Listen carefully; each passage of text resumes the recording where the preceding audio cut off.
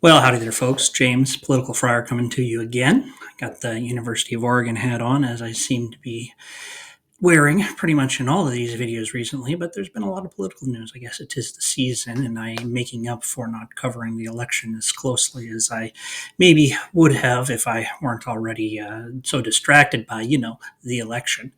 Anyway, this is the second in a series of undetermined length videos on why Donald Trump won the 2024 election. This one is about immigration.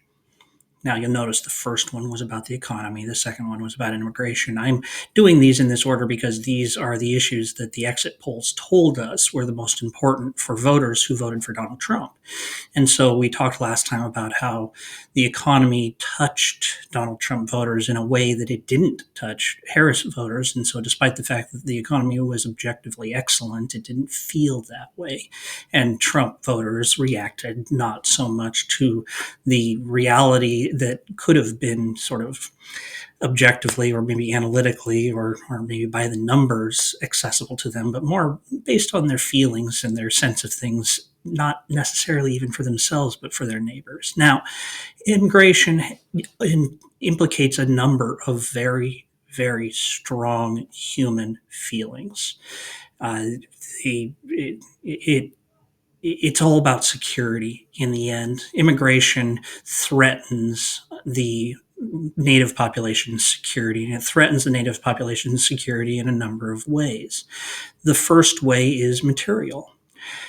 Anybody who has been on a playground understands I was here first. First in time, first in right is what you might call this rule in the law. And that's to say, if you are enjoying the benefits of your surroundings, then you ought to be able to continue to enjoy them and not have them interfered with by some other person. It is, in fundamental terms, the basis of the idea of property rights. That's mine. Well, in immigration, it's this writ large. That's to say that the people who are part of the native population as they identify themselves, and that doesn't mean race or anything else, it just means people who identify as Americans, will be jealous of the rights and privileges and resources that they perceive they receive by being Americans. And those who would come in and call themselves Americans too, well, they're just going to dilute the pie. And that's a fallacy. Let's all take a quick step back and realize that instead of taking from a limited set of resources, what immigrants actually do is they contribute their labor to the resources. Outside of the very, very newest immigrants to the United States, immigrants contribute more than they take. The first few years of an immigrant in the United States, they may very well take more than they contribute, but that quickly goes away, and it dramatically goes away after the first generation. Second generation immigrants are producing a huge amount of productivity and value for the United States, so even vis-a-vis the fifth, seventh generation Americans that were there before. And there's lots of sociological reasons why maybe immigrants are actually more productive than the previously native population, but it doesn't matter for this video. What matters for this video is there is an emotional response to somebody coming in and saying, me too. I want in on this too. And there's an anxiety about, but what if we don't have enough? What if we don't have enough stuff? And empirically, objectively, we do. We have more than enough stuff. Actually, them coming in is going to produce more stuff for the natives also, but that doesn't matter for that first emotional, it's mine reaction.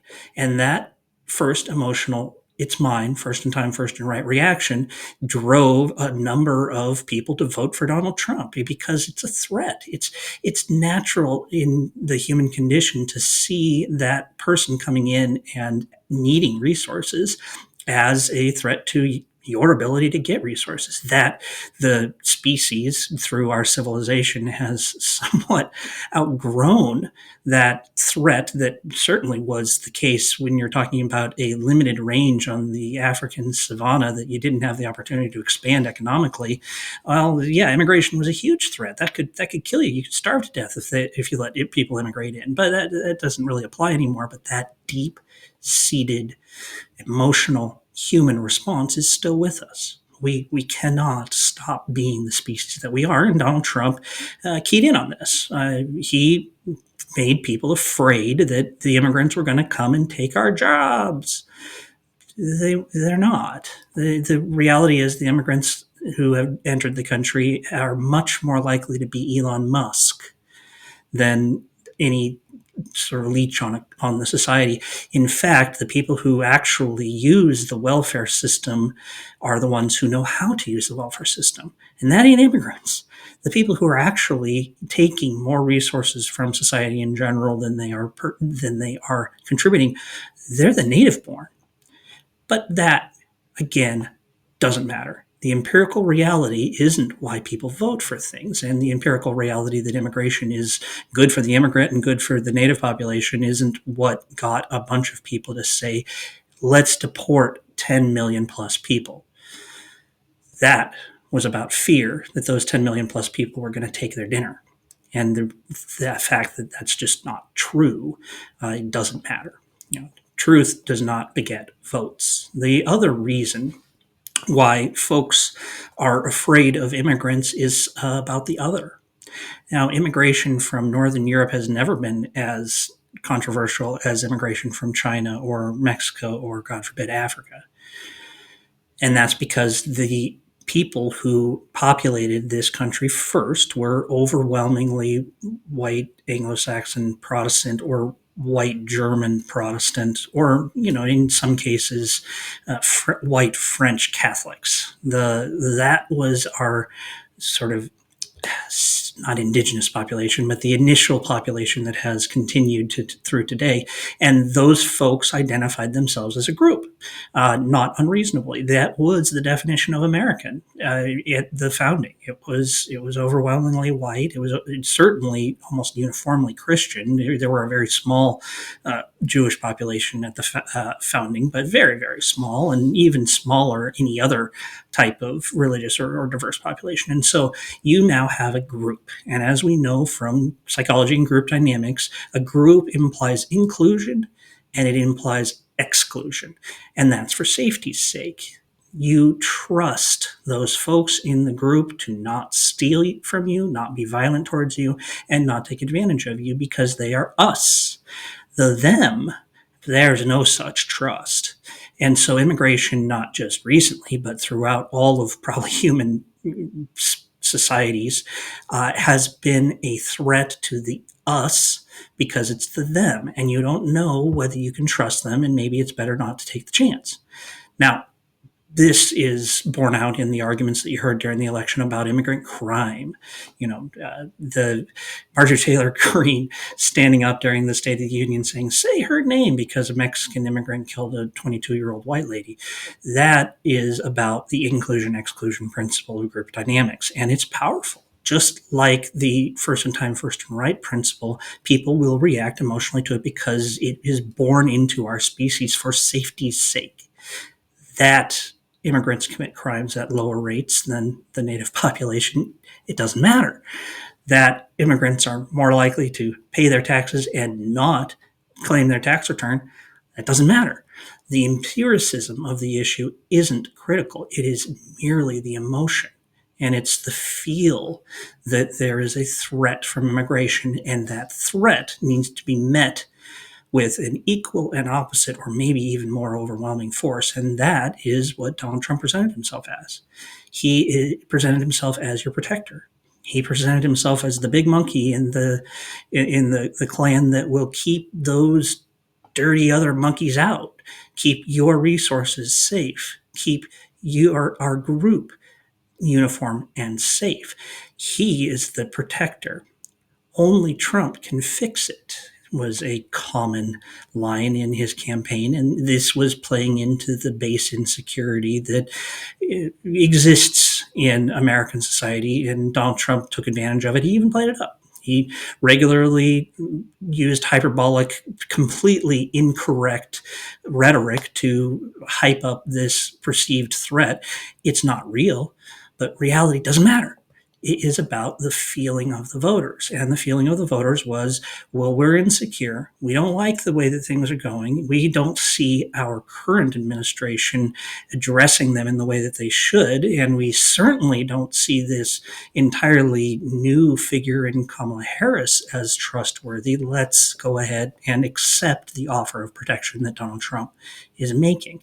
Now, the fact that that protection is probably going to do more harm than good isn't relevant.